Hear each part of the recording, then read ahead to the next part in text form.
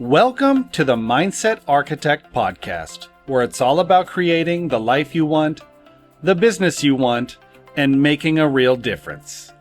Join us in unlocking the code to true success. And now your host, Tony Caliendo, Master Coach with Rethink Coaching. Welcome to the Mindset Architect Podcast, episode number 134. I'm Tony Caliendo, Executive Coach here at Rethink Coaching. And as always, I just want to take a minute and thank you for sharing your time with me. Time truly is our greatest asset, and the fact that you're willing to share your time with me truly does mean a great deal.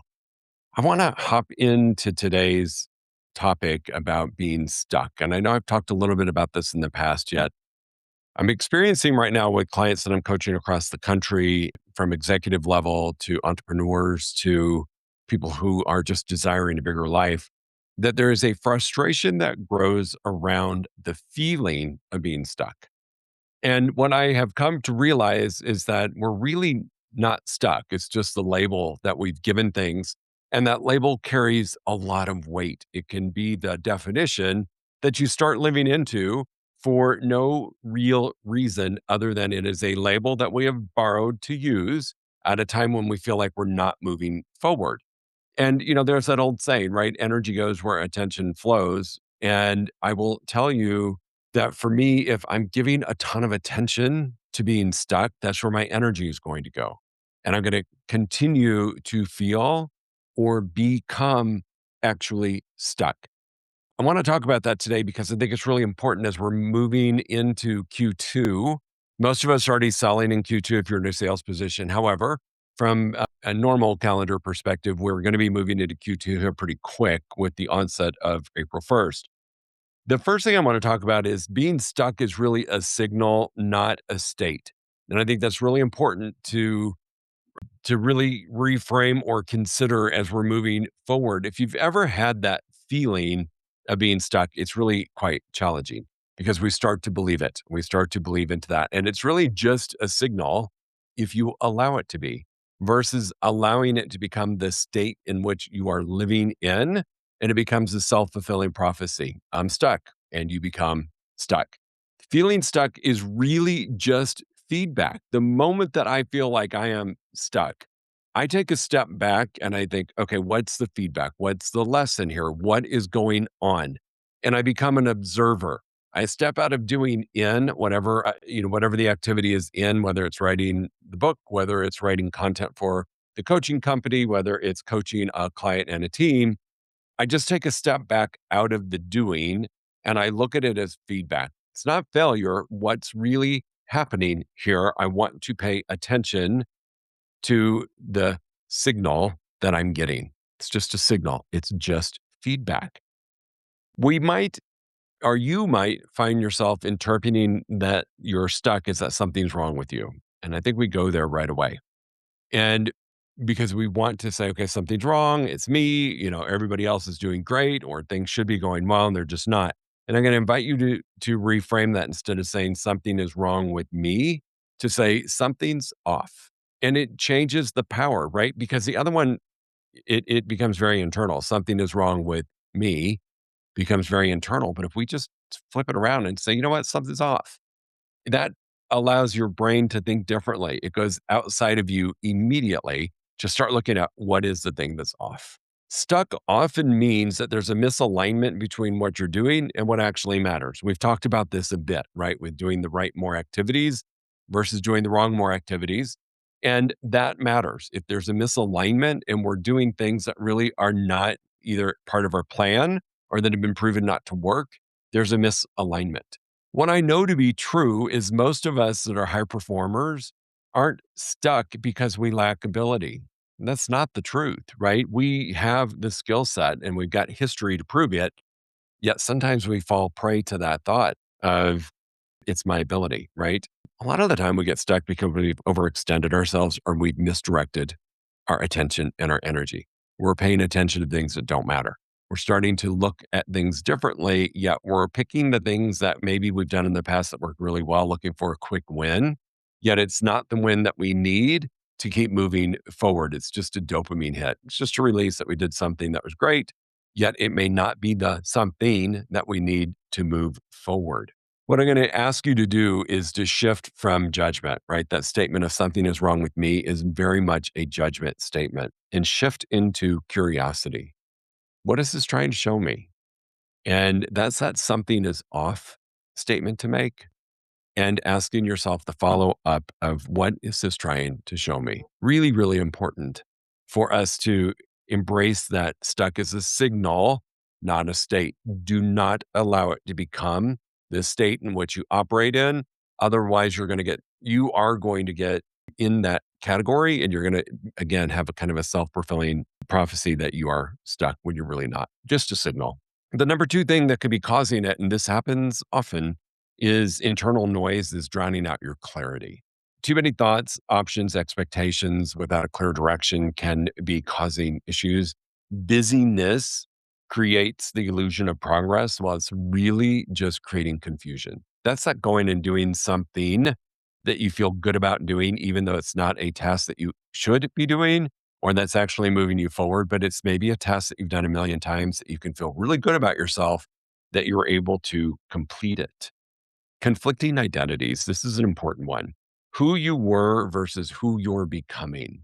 I know for myself, so I've talked about this a little bit. There's more information to come. When I made the decision to write a book, who I was versus who I was becoming was significantly different. Significantly different. I never was an author before. Yes, I've written coaching programs. Yes, I've participated in helping write content for other people. Yet I'd never written a book. I'd never really seen myself as an author. And it probably wasn't until I was 4 chapters in that I allowed myself to embrace the thought of who I was becoming. I was becoming an author. And I had an amazing agent who helped me understand that after I had submitted a couple chapters to him. He stopped me. He goes, I don't think you're absorbing the fact that you're talented and what you're doing is working. And that was a moment for me to pause and really take in who was I becoming? Wasn't leaving behind my skills and my responsibilities as a coach. I wasn't leaving behind the other responsibilities that I have as a human being. I was evolving in an area into something else. And that had to be embraced. Otherwise, you show up with that imposter syndrome. You show up, you're like, well, I'm writing a book, but I'm really not an author. The second you decide to write a book, you become an author. And so paying attention to who you are becoming is really, really important because that's your new identity. And if we're going to move forward towards that goal, we have to embrace the new identity that we're going to have, even if you're doing the same position or same job. So for me, as a coach, when I moved from coaching to executive coaching, when I moved from traditional coaching to project coaching, my identity changed. I was embracing a different path when I decided to do more project coaching. So a client can hire me for a 90-day time period and we work on one thing. That's a different identity than having a client hire me and being their coach for 10, 12, 14 years, which I'm very fortunate. I have clients that fall in that category. So get your identity correct because it will impact your ability to move forward. That identity is really, really important.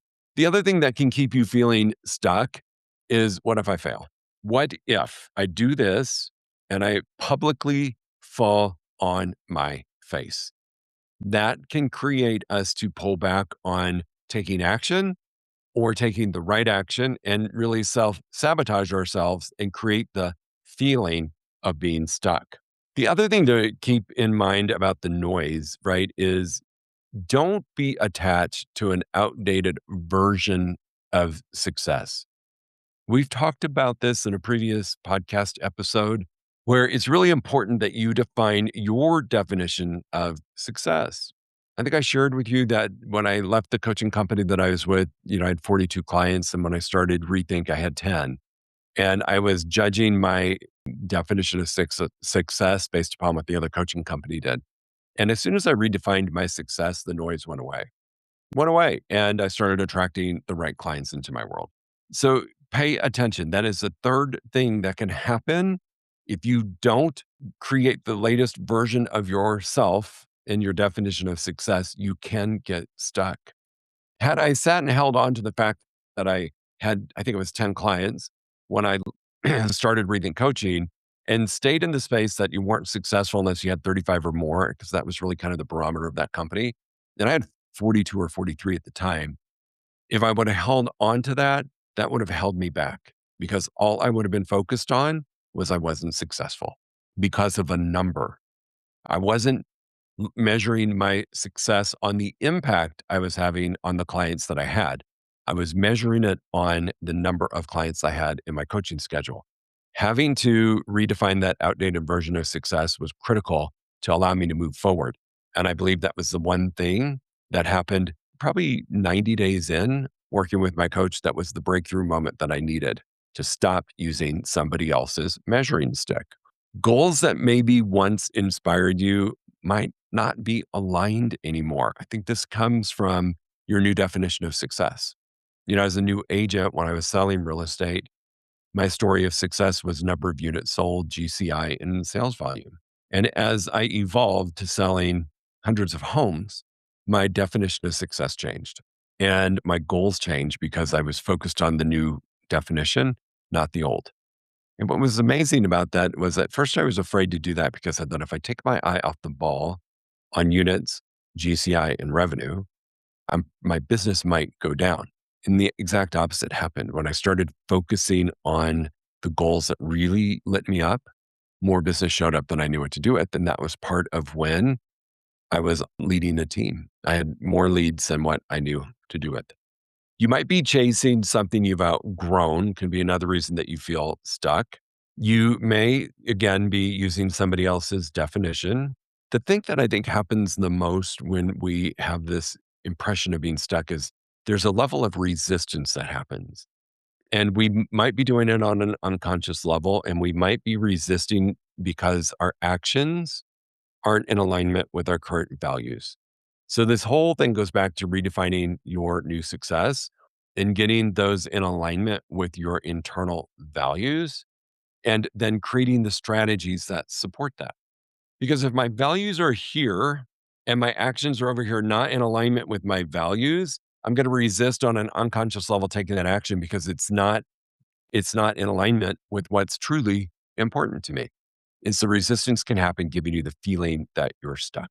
The other thing simply could be is that your next level requires a new definition. Your next level requires you to look at things differently. Your next level requires you to become somebody that you're not yet. And that can mess with people's mind. That's that imposter syndrome. Well, that person who's going to get to that goal is somebody that I'm not right now. And we hold on to that versus embracing the possibility that that's going to be me. When I do these activities, I'm trucking right along to become that exact person that I need to be to get to that goal. Number 4, and this is critical, your environment is reinforcing the wrong patterns. External factors can quietly be holding you back, which then becomes your story of being stuck. The people you're spending time with matters. The conversations you're having matter. I say this often. You're going to grow to the extent of the conversations you have with yourself and with other people. And if your immediate front row or your immediate grouping of people that you spend the most amount of time with are at a certain level of success that is lower than what you want it to be, you must change and invite other people into your world. It's that simple and yet that important. And you're going to find out that sometimes our conversations are about activity versus outcome, and we need to flip that. And that's why I love hanging around with people that think bigger than me. That's why I love hanging around with people that have such audacious goals that I look at them in awe, that I think, my gosh, how brave are you to have that goal? And what it does is it raises my vibration because I realize it's possible. And if it's possible for them, it's possible for me. So what audacious goal do I want to set for myself? And I stop having conversations around activities and I start having conversations around outcome. This is really important. Your brain cannot tell the difference between real and make believe. When I talk about activities, I'm going to do X activity to get me to goal versus talking about the outcome, the goal, how I'm going to feel once that goal is achieved. It makes things, you're focused on the wrong thing. In my journaling, at least once a week, I write to myself as if it's 6 months from now or 12 months from now. I usually write, it's December 15th of whatever year I'm in, and just say a reflection. Gosh, it's December 15th. I accomplished all of these goals, and this is how I feel. I start living it as if it's done. I give my brain permission to accept it as fact that I've achieved the outcome, and I live in it. And the reason I do that is because the brain views that as the truth. The brain will view that as the reality, and it will partner with you in getting you to that because it already believes it's done. So it starts helping you show up differently. Make sure your conversations are not just focused on activity, that you have conversations around outcome. Get out of urgency, get out of scarcity. I know the first thing that we tend to do when we're not moving forward is get into a mindset or a perception of scarcity.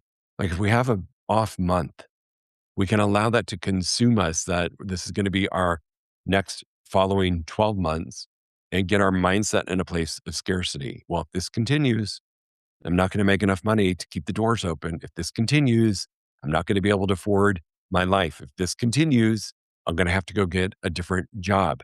We start to allow ourselves to move into a space of scarcity, and that creates a sense of urgency, and it's an urgency focused on the wrong thing. So pay attention to your thoughts and make sure that your environment, your beliefs are part of your environment, that they're supporting you. Your environment's either going to fuel your growth or maintain comfort, but rarely both. And I'm a firm believer, yes, we need some comfort in our life. I like to operate under the space of discomfort because it's the space of growth. It's the space of making me think differently.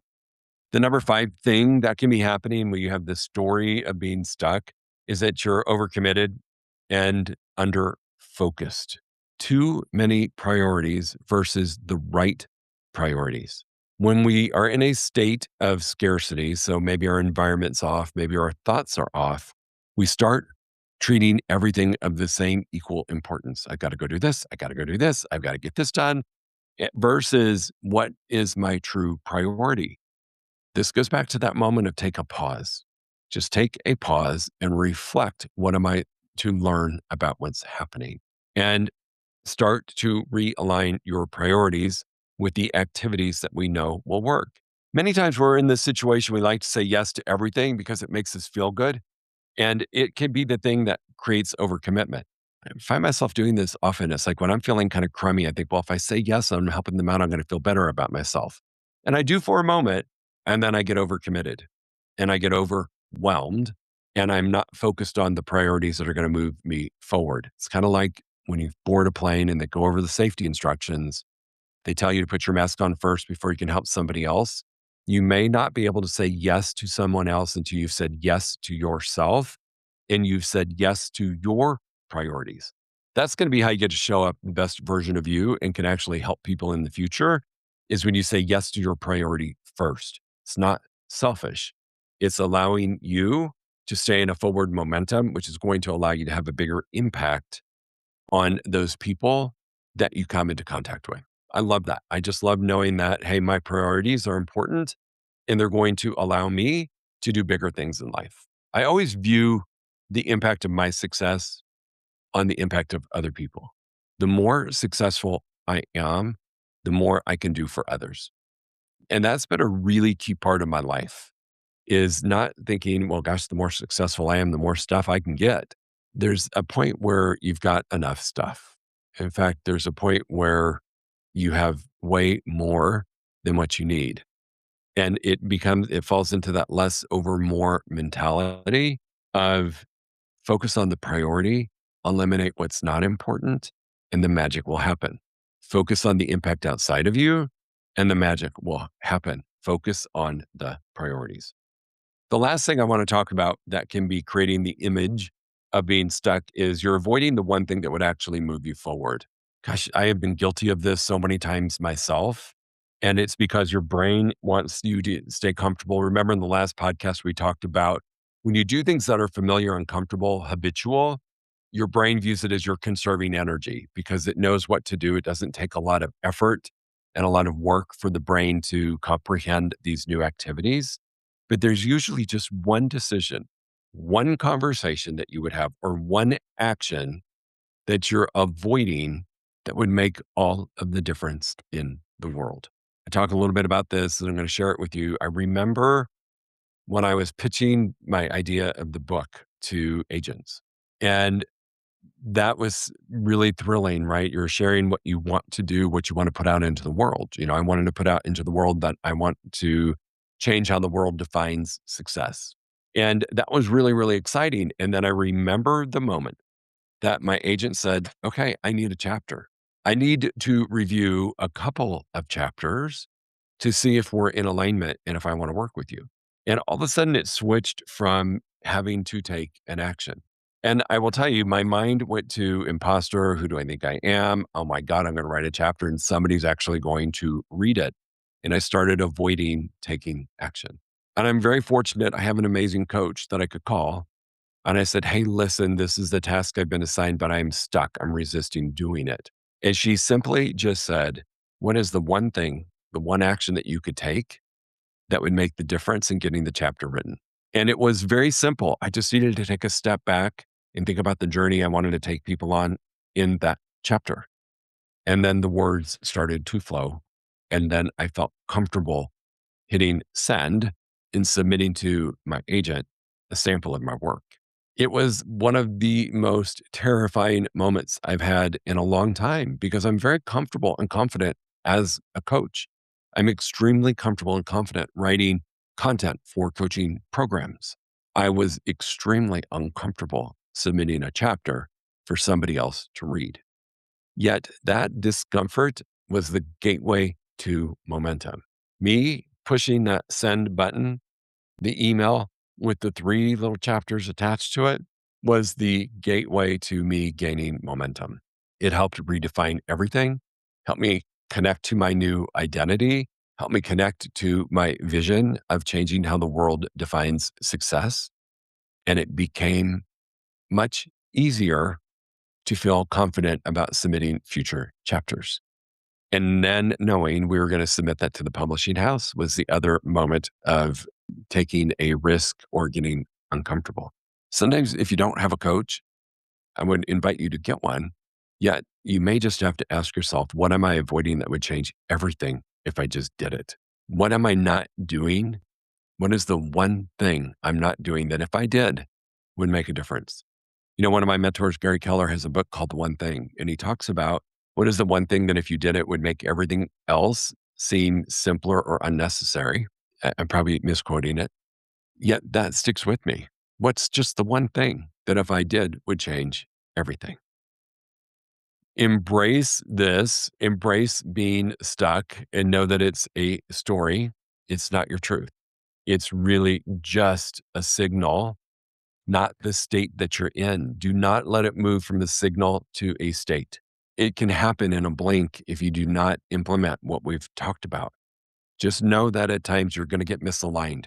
You're going to get off track. You're going to overextend yourself. You might be avoiding the truth of what needs to be done.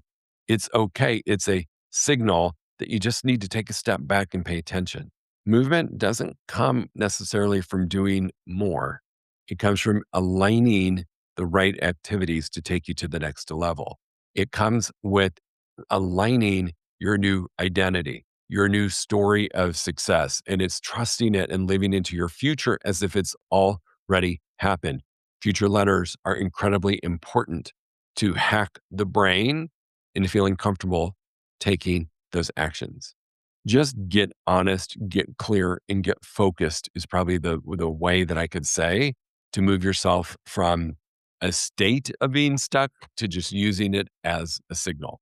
We're never really stuck. My old coach used to say this all the time, you're not a tree, you're not stuck, move, do something, take action. I don't care what it is, take an action. And that has stuck with me to this day. Write the chapter, hit send. What's the worst thing that could happen? They say no to you? Okay, move on. Rewrite the chapter. Do whatever you need to do. Trust in yourself that it's a signal and not a state. All right, team, make it a great week, and we'll talk to you next week. If you enjoyed listening to this podcast, you must come check out the Mindset Architect Group Coaching Program. It's our monthly program where we explore the power of your mindset, help you identify what you truly want in business and life, and then help you reach those goals. Come check us out at rethinkcoaching.com/group-program. That's rethinkcoaching.com/group-program. We'll see you there.